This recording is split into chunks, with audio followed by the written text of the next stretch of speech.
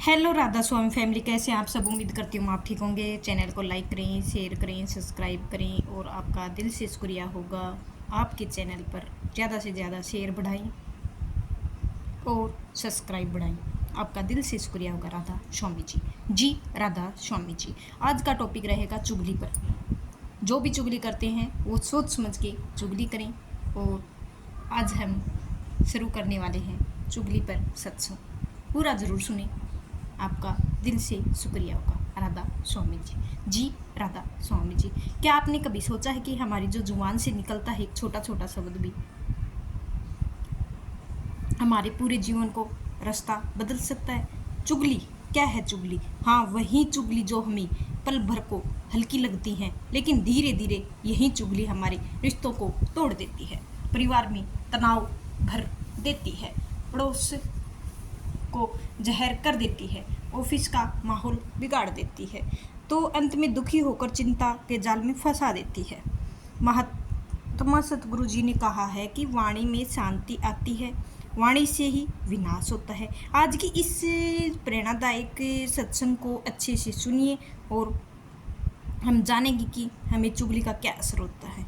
आपने अपने कर्मों का जाल बुनते रहते हैं, इससे कैसे बच सकते हैं? तो बने रहिए हमारे सत्संग में और पूरा जरूर सुनिए। यह विचार आपने किया है, कभी दिल से छू जाएगा कि अपनी राय अपनी कमेंट में ज़रूर लिखना कि हम कैसे माहौल के इंसान हैं और कैसे नहीं हैं।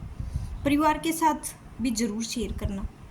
ऐसे ही हमारे सतगुरु जी ने वर्णन किया है, जो हर किसी के पास इसको पहुंचा सके और ज्ञान से फायदा उठा सके।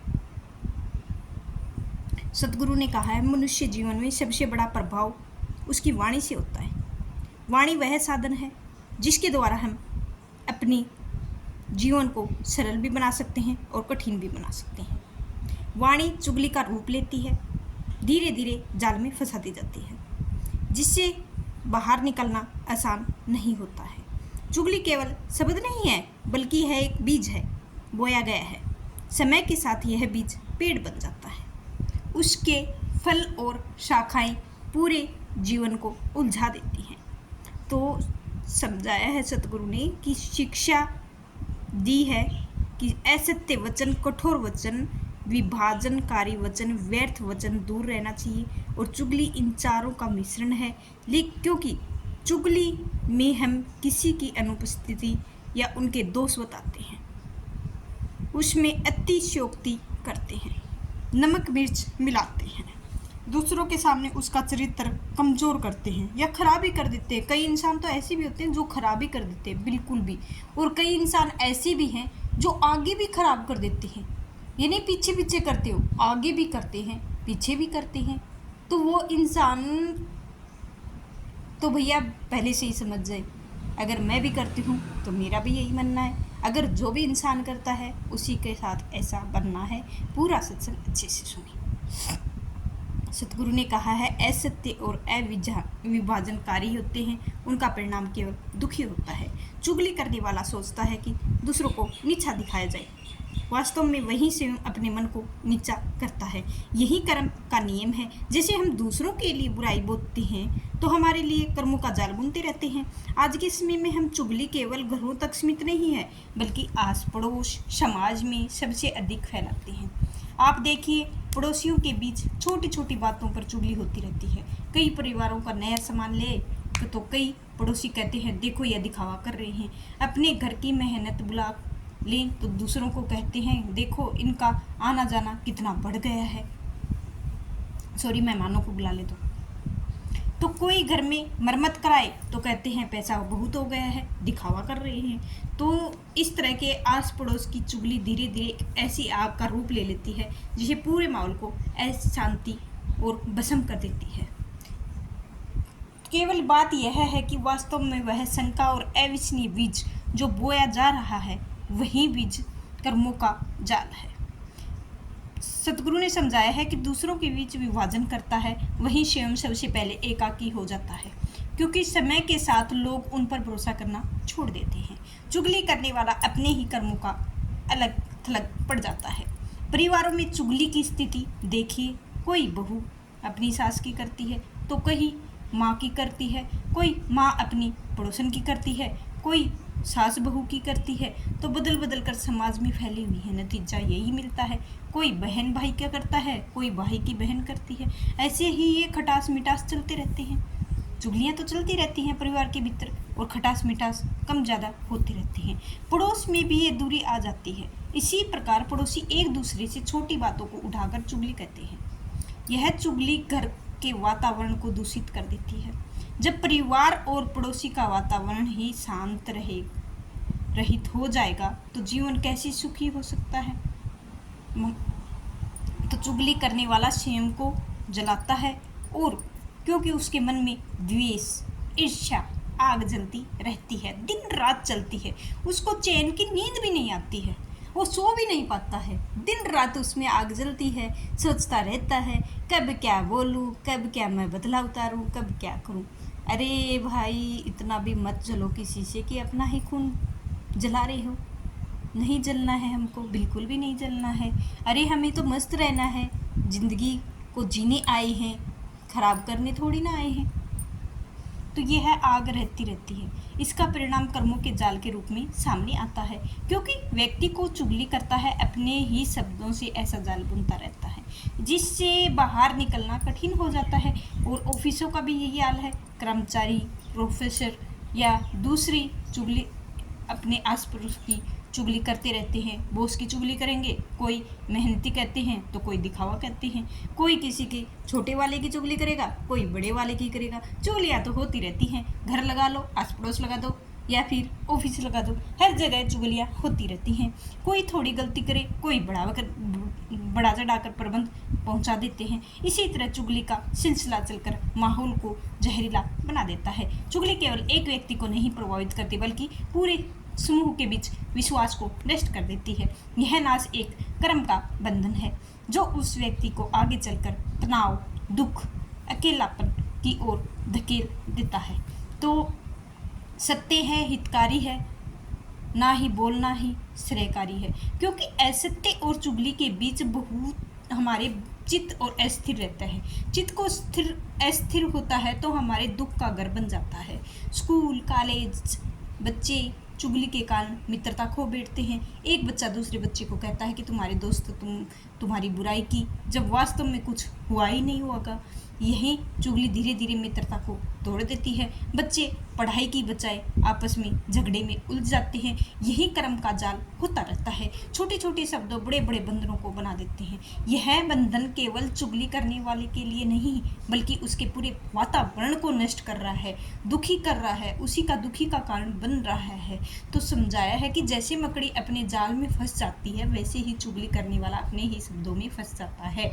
चुगली करने से वह व्यक्ति दूसरों को दोष में डालता है, और लेकिन परिणाम दोष स्वयं पर ही आता है। जब लोग उसकी चुगली सुनते हैं तो धीरे धीरे उसका विश्वास खो बैठते हैं।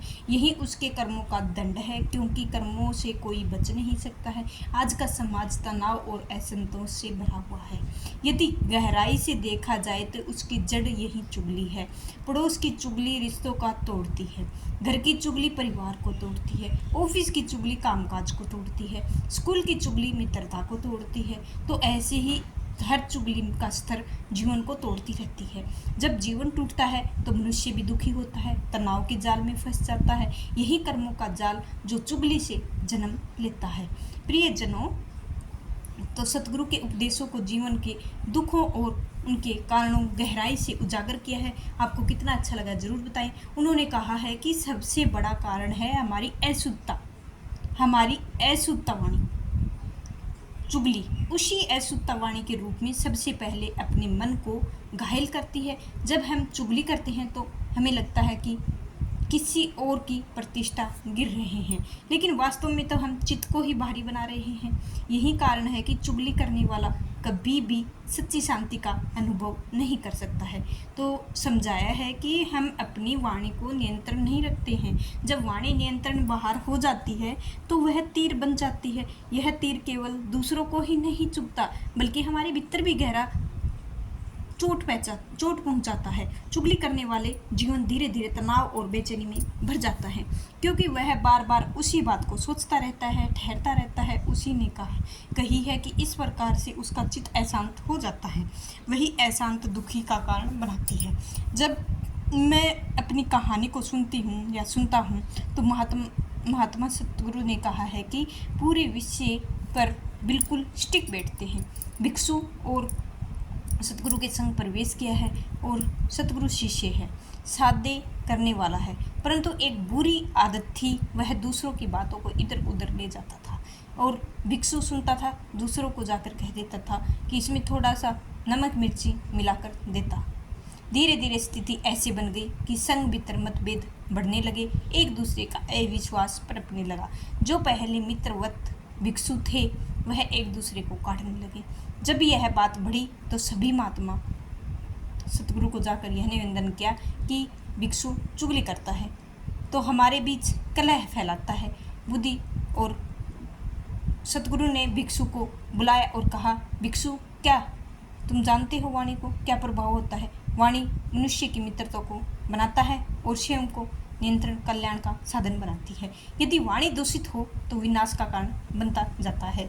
चुगली करके तुम सोचते हो कि दूसरों की हानि पहुंचा रहे हैं, लेकिन वास्तव में तुम अपने भीतर की अशांति को खो बैठते हो। मकड़ी अपने जाल को बनाती है, फिर वो खुद ही फंस जाती है। वैसे ही चुगली करने वाला खुद ही अपने कर्मों में जालों में फंस जाता है। तो सतगुरु ने कहा कि तुम्हें मुक्ति चाहिए, सम्यक वाणी का आचरण करो, सत्य बोलो, हितकारी बोलो, कोमल बोलो, उचित समय पर बोलो, वही वाणी तुम्हें दुख से मुक्त करेगी। यह सुनकर भिक्षु रो पड़ा और सतगुरु से क्षमा मांगने लगा। प्रतीक्षा है कि वह चुगली नहीं करेगा। धीरे धीरे उससे वाणी को समेत करना सीख जाएगा। जीवन बदल गया है। यह कहानी हमें सिखाती है कि चुगली केवल दूसरों से संबंध तोड़ती नहीं, बल्कि स्वयं को चुगली करने में दुख और तनाव जाल में फंसा देती है। यह कहानी आज भी हमारे घरों से समाज में लागू होती है। सोचिए, पड़ोसी एक दूसरे की चुगली करते हैं तो रिश्तों में कितनी दरार पड़ जाती है। जब ऑफिस में चुगली करते हैं तो काम का माहौल बिगड़ जाता है। जब परिवार में चुगली होती है तो विश्वास की नींव हिल जाती है। यही चुगली हमारे जीवन के तनावपूर्ण बना देती है। हर जगह के लोग कहते हैं कि फला व्यक्ति भरोसे लायक नहीं है, फला व्यक्ति भरोसे लायक नहीं है, तो सामने अपनी बात कहो, क्योंकि आगे कह देंगे तो वह प्रकार चुगली करने वाला नहीं, धीरे धीरे समाज को अकेला होता जाता है। अकेलापन सबसे बड़ा और दुखी है। सतगुरु ने कहा है कि दुख का कारण अज्ञानता और तृष्णा है, और चुगली का अज्ञान तृष्णा जन्म लेती है। और अज्ञान इसीलिए समझते हैं क्योंकि चुगली करने से हमें महत्व मिलता है कि हमें सुनेंगे, और तृष्णा इसीलिए कि हम चाहते हैं कि दूसरों की छवि से गिरे और हमारी छवि चमके, परंतु परिणाम क्या मिलता है? विपरीत मिलता है। हमारी छवि गिरती है और दूसरों का नजरिया तुच्छ हो जाती है। यही दुख का कारण है, यही तनाव की जड़ है। जैसे जैसे चुगली बढ़ती है वैसे वैसे हमारा मन उलझता जाता है। यही उलझन हमारे कर्मों का जाल बन जाता है। आज के समय में देखिए, सोशल मीडिया में पूरी चुगली रूप में बढ़ रहा है। कोई लोग फेसबुक पर कर रहे हैं, कोई व्हाट्सएप पर कर रहे हैं, अन्य माध्यमों से दूसरों की बुराई में फैलाते रहते हैं। किसी की फ़ोटो, किसी की बात उठाकर चुगली करते हैं, किसी को तड़का लगाकर आगे भेज देते हैं। केवल व्यक्ति ही नहीं पड़ता, बल्कि पूरे समाज का नकारात्मक फैलाव पड़ता है। डिजिटल युग है और चुगली जाल है, इसी में लोग बिना सोचे समझे फंस जाते हैं। तो सतगुरु ने समझाया है सजगता से विमुक्ति का मार्ग, और यदि हम सजग हो जाएं तो यह वचन दुख देगा और सुख देगा। चुगली से बचें और तनाव से बचें। आवश्यक यह है कि चुगली करने वालों के जीवन में केवल दुख और तनाव ही बढ़ता है। यह दुख किसी बाहरी कारण से नहीं, बल्कि हमारे अपने कर्मों के कारण आता है। जब तक हम चुगली अपने जीवन से नहीं निकालेंगे, तब तक हमें शांति का और सुख का अनुभव नहीं कर सकेंगे। और सतगुरु ने स्पष्ट जवाब दिया है कि वाणी को संयमित रखो और चुगली को त्याग दो, क्योंकि यही दुख का मूल कारण है, यही तनाव का बीज है। तो प्रियजनों, जब सतगुरु का मार्ग का उपदेश दिया है तो उसको हमें निभाना भी चाहिए और उसको पहले हमें आगे रखना चाहिए। और मनुष्य को अधिकतर उलझनों और वाणी से उत्पन्न होती है। चुगली उसी समय वाणी का रूप का है और एक आदत नहीं छोड़ी जाती, हम धीरे धीरे करके उसको जरूर छोड़ सकते हैं। मनुष्य के जीवन में दुख का तनाव भरा रहेगा। प्रश्न यही उठता है कि चुगली मुक्त कैसे पाई। तो इसी का पहला उपाय है सजगता। तो बुद्धि ने अपने ध्यान में रखते हुए सीखें, हर एक्शन में सजग रहें और मन में किसी भी प्रकार की चुगली का विचार ना उठाएं, तुरंत रुक जाएं। देखो यह विचार कहाँ से आया है।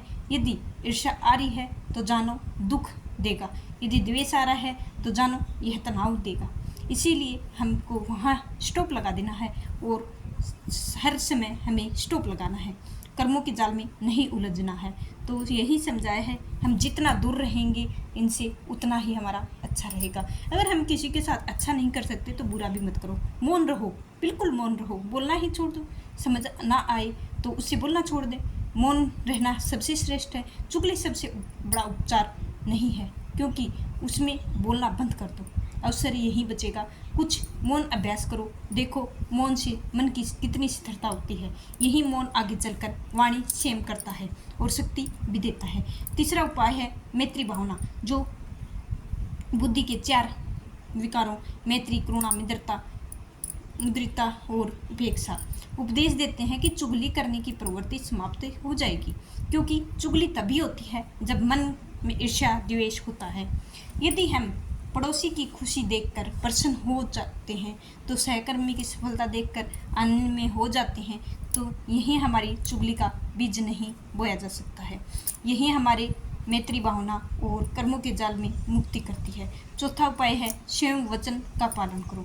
तो बुद्धि कहा है कि वाणी ऐसी होनी चाहिए कि सत्य हितकारी हो, कोमल और क्षमानुकूल हो।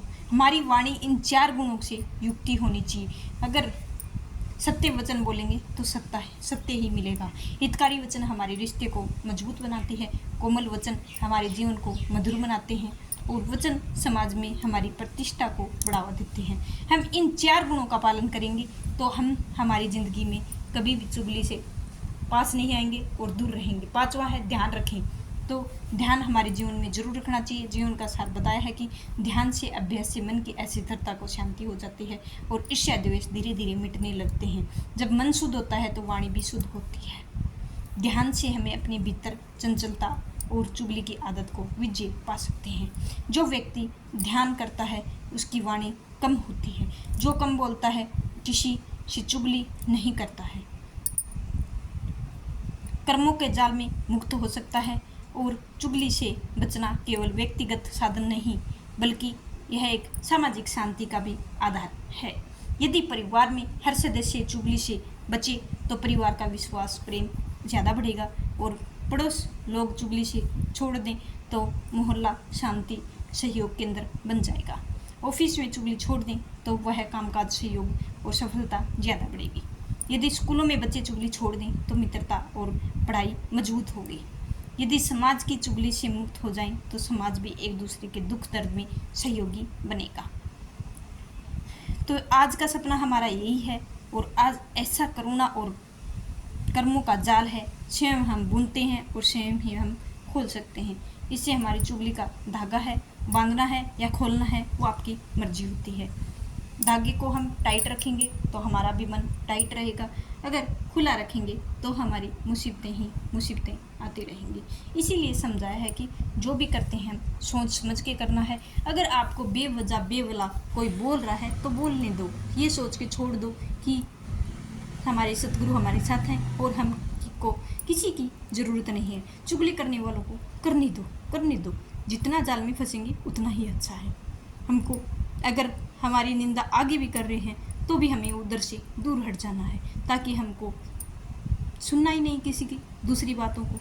दूर हट के अपने ध्यान में रहो, सतगुरु के ध्यान में रहो। जो भी हम देवता को पूजते हैं उसी देवता की शरण में रहो, ताकि आपका कोई एक बाल बांगा भी ना कर सके। तो यही समझाया है। जो आपको कितनी वीडियो अच्छी लगी है ज़रूर बताएं। आपका दिल से शुक्रिया होगा। पूरी वीडियो को ज़रूर देखें, शेयर और सब्सक्राइब करना आपका काम है। आपके चैनल को आपको बढ़ाना आगे और कहाँ तक आप ले जा पाते हो यही आपको हमने देखना है। कितना आप सहयोग दोगे, कितना नहीं दोगे, वो आपकी मर्जी है। तो आज की सत्संग यहीं समाप्त होता है। तो उससे पहले मैं राधा स्वामी फिर से बोल देती हूँ, राधा स्वामी जी। जी राधा स्वामी जी। जी राधा स्वामी जी। आप भी कमेंट में राधा स्वामी बोल सकते हैं अगर आपका मन करे तो। राधा स्वामी जी। जी राधा